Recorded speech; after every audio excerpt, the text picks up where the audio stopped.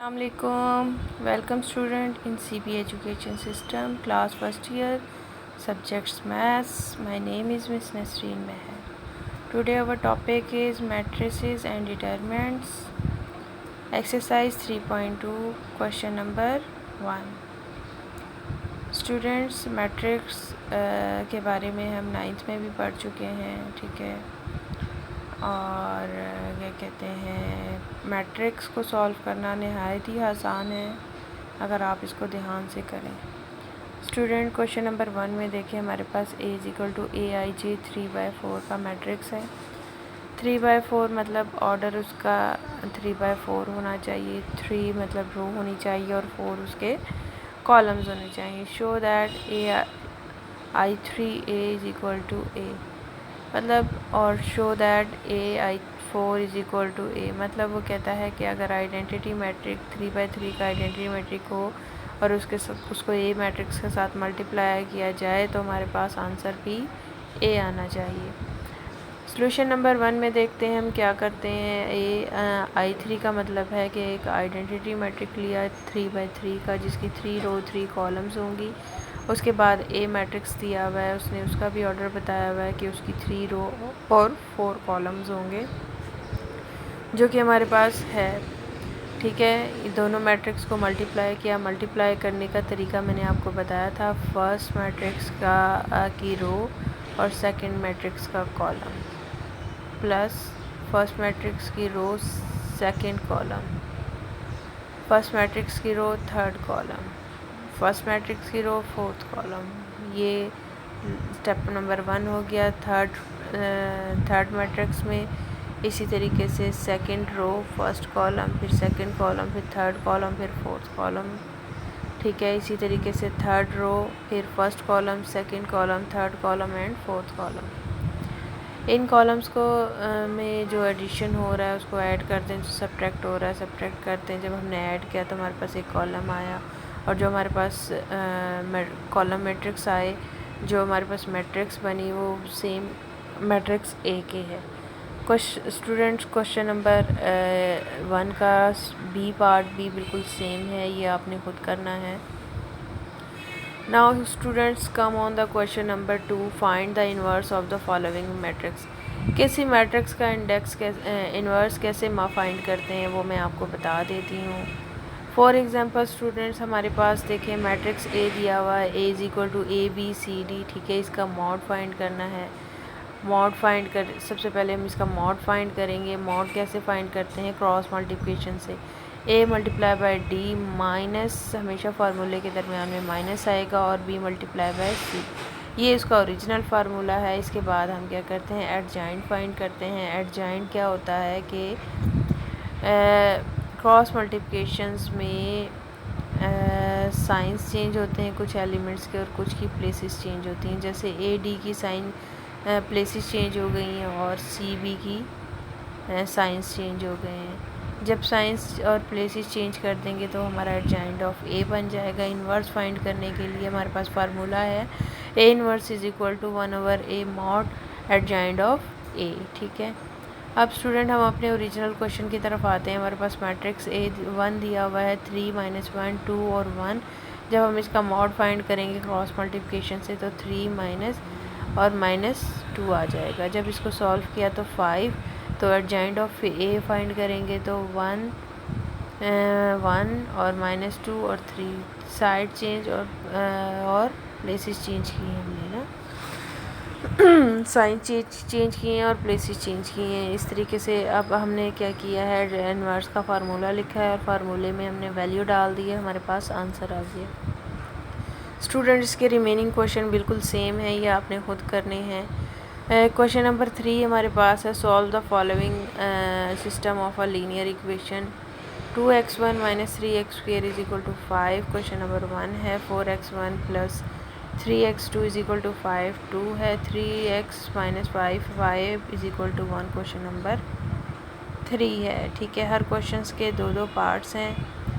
5x1 + x2 = 4, 3x1 - x2 = 7, -2x + y = -3। Solution find करते हैं students. Right in a matrix form, जब भी इस तरह की इक्वेशंस होती हैं उन्हें मैट्रिक्स फॉर्म में लिखना पड़ता है। मैट्रिक्स फॉर्म में लिखने के लिए क्या किया है उन्होंने 2 - 3 5 ए कॉलम ए बना दिया है और x1 और x2 पॉलिनोमियल का कॉलम एक बना दिया है और इज इक्वल टू के बाद जो वैल्यूज़ थी उनका एक कॉलम बना दिया है। इसके बाद स्टूडेंट्स हमारे पास एक फार्मूला है ax is equal to b, then x की वैल्यू फाइंड करनी है तो a को उस तरफ ले जाएंगे तो a इनवर्स इंटू बी, ये इक्वेशन नंबर 1 है। इसी के अकॉर्डिंगली हमने फाइंड करना है। सबसे पहले हम a इनवर्स निकालेंगे तो a इनवर्स फाइंड करने के लिए हम क्या करेंगे, तो जो a सेट होगा उसका मॉड फाइंड करेंगे। मॉड लेने के बाद इनवर्स का फार्मूला लगाया, उसमें हमने एडजॉइंट ऑफ ए और ए मॉड की वैल्यू निकाल दी है। तो एडजॉइंट ऑफ ए कैसे फाइंड करते हैं वो आपको पता है कि क्रॉस मल्टीप्लिकेशन में साइंस और प्लेसेस चेंज करके हम एडजॉइंट ऑफ ए फाइंड कर सकते हैं। नाउ स्टूडेंट्स ये तीनों वैल्यू निकालने के बाद हमने इक्वेशन नंबर ए ली, जो कि हमारे पास x is equal to a inverse b था। तो हमारे पास जो ए इनवर्स फाइंड हुआ है वो 1/17 मैट्रिक्स 1 3 - 5/2, इसके साथ बी मैट्रिक्स को मल्टीप्लाई करेंगे 5 7। स्टूडेंट मल्टीप्लिकेशन का रूल तो आप पहले से ही जानते हैं, फर्स्ट रो और फर्स्ट कॉलम, ठीक है, सेकंड रो और फर्स्ट कॉलम, इस तरीके से इसको मल्टीप्लाई करें और ऐड करें और हमारे पास x1 और x2 की वैल्यू आ गई। स्टूडेंट क्वेश्चन नंबर 2 और क्वेश्चन नंबर 3 सेम है। Come on the question number 4। Question number 4 हमारा क्या कहता है, find a - b, b - a, a - b - c, ठीक है, इस तरह की वैल्यू फाइंड करनी है। सेट a b c हमारे पास गिवन है तो a - b हम कैसे फाइंड करेंगे। स्टूडेंट्स सब्ट्रैक्शन में क्या होता है कि मैट्रिक्स ए का हर एलिमेंट मैट्रिक्स बी के एलिमेंट से हमने सब्ट्रैक्ट करना है। कैसे करना है वो मैं आपको बता देती हूँ। 1 - 2 - 1 -1 2 प्लस 1, ठीक है, और इसी तरीके से 3 - 1 2 - 3 5 - 4 -1 प्लस 1 0 - 2, इस तरीके से इसको सॉल्व करना है और सिंप्लीफाई करना है और हमारे पास गिवन आंसर आ जाएगा। स्टूडेंट इसका question b c same parts हैं, ये आपने खुद करने हैं।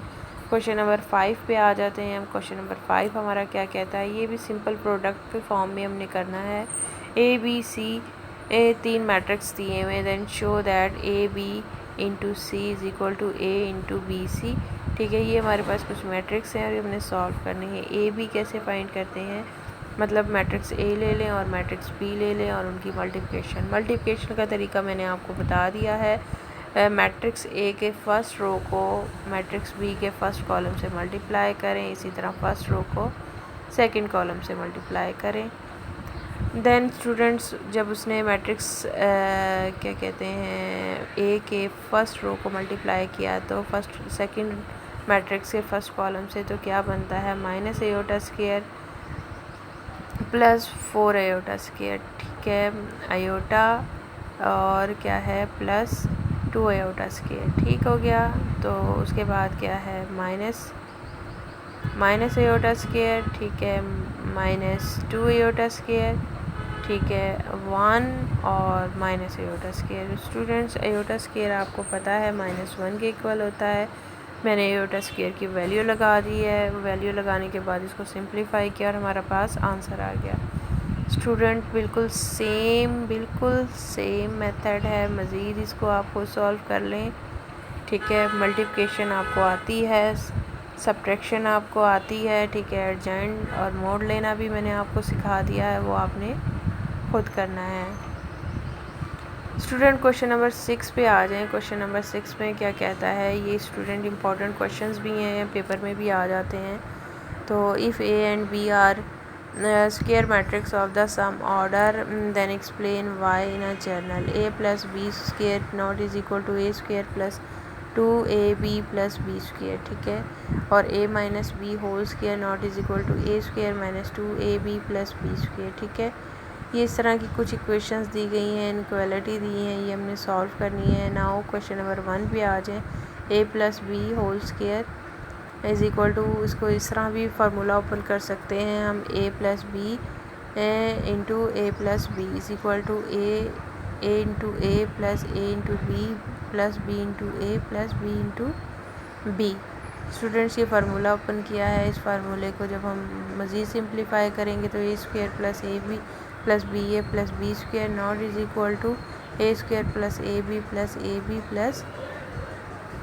स्क्वायर। ठीक है, एंड दैट्स वाई ये इक्वलिटी शो करता है in general b a not is equal to a b. ठीक है, सेम बाकी दो क्वेश्चन बिल्कुल सेम है स्टूडेंट्स, ये आपने खुद करने हैं। क्वेश्चन नंबर 7 पे आ जाएं। 7 क्वेश्चन क्या कहता है, find the a into a transport and b a transport into a. Students मैं इसका एक पार्ट आपको करवा देती हूँ। ए ट्रांसपोर्ट किस तरह, किसी भी मैट्रिक्स का ट्रांसपोर्ट किस तरह लिया जाता है। ट्रांसपोर्ट लेने का एक वाहिद तरीका है और आसान तरीका वो ये है कि किसी भी मैट्रिक्स के रो को कॉलम बना दें, ठीक है, या कॉलम को आप रो बना दें। ठीक है, ये दो तरीके होते हैं। तो सबसे आसान तरीका तो ये है कि आप मैट्रिक्स ए के पूरे रो को लें और उसको कॉलम बनाते जाएं। ठीक है, ये आपका ट्रांसपोर्ट हुआ। ट्रांसपोर्ट लेने के बाद ए मैट्रिक्स के साथ उसको मल्टीप्लाई किया। मल्टीप्लाई करने का तरीका आपको पता है, first row first column, first row second column, first row third column. उसके बाद स्टूडेंट इसको सिंप्लीफाई करें। सिंप्लीफाई करने के बाद हमारे पास इसका सल्यूशन आ जाएगा। Now students question number 8। Question number 8 में वो क्या कहता है, matrix equation for the x 3x minus 2a is equal to b. A b दो सेट दिए हुए हैं, सोल्यूशन सेट दिया हुआ है, तो उसने क्या कहा है 3x is equal to 2a plus b. हमने इसको सिंप्लीफाई किया, 2a को उस तरफ ले गए। अब हम इसको सॉल्व करेंगे। 2 एक स्केलर है तो हमने इसको बाहर ले लिया है, मैट्रिक्स ए लिखा प्लस मैट्रिक्स बी लिखा।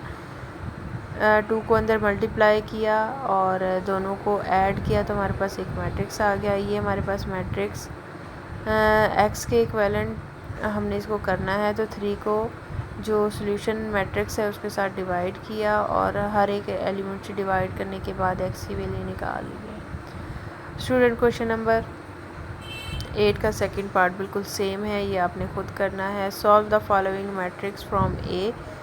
क्वेश्चन नंबर 9 गिवन है और हमने ए मैट्रिक्स फाइंड करना है। ये ए मैट्रिक्स किस तरह फाइंड करना है वो मैं आपको बता देती हूँ।